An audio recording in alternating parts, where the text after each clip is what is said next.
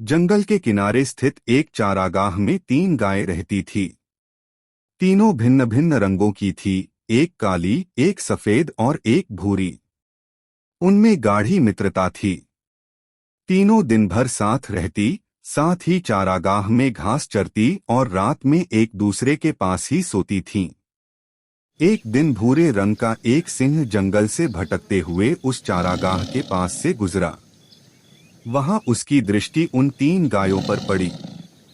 सिंह कई दिनों से भूखा था और शिकार की तलाश में भटक रहा था। हृष्ट-पुष्ट गायों को देखकर उसके मुंह में पानी आ गया। वह घात लगाकर एक बड़ी चट्टान के पीछे बैठ गया और तीनों गायों के अलग होने की बाट जोहने लगा ताकि वह उन पर हमला कर सके। समूह में उनका सामना करना उसके लिए मुश्किल था। किंतु पूरा दिन बीत जाने के बाद भी तीनों गायें एक दूसरे से अलग नहीं हुई। दूसरा दिन भी इसी तरह बीता।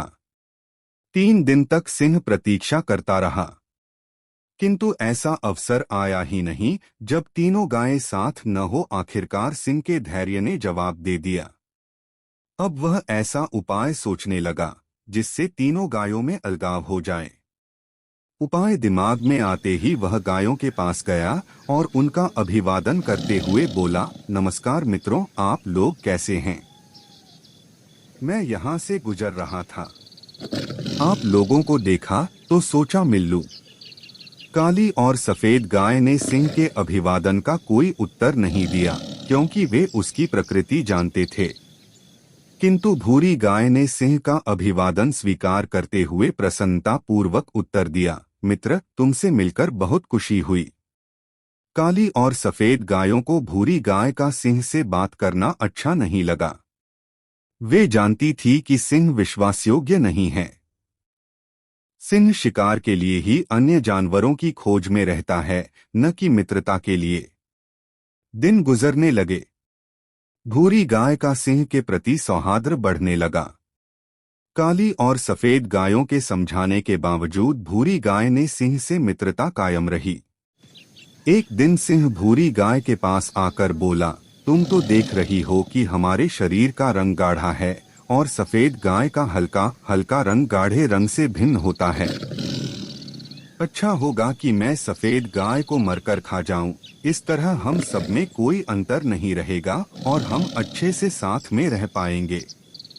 भूरी गाय ने सिंह की बात मान ली और काली गाय को एक तरफ ले जाकर उसे अपनी बातों में व्यस्त कर लिया।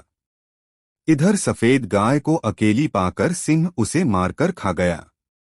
कुछ दिन गुजरने के बाद सिंह फिर से भूरी गाय के पास आया और बोला, तुम्हारे और मेरे शरीर का रंग बिल्कुल एक समान है, किंतु देखो काली गाय का रंग हमारे रंग से नहीं मिलता।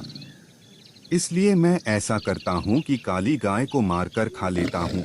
इस तरह हम एक रंग के प्राणी ही यहाँ हंसी खुशी रहेंगे। भूरी गाय ने फिर से सिंह की बात मान ली और काली गाय को अकेला छोड़कर दूर चली गई। इधर सिंह ने मौका देखकर काली गाय पर हमला कर दिया और उसे मारकर खा गया। अब भूरी गाय चारागाह में अकेली रह गई। सारा दिन वह अकेले घूमती और घास चरती रहती।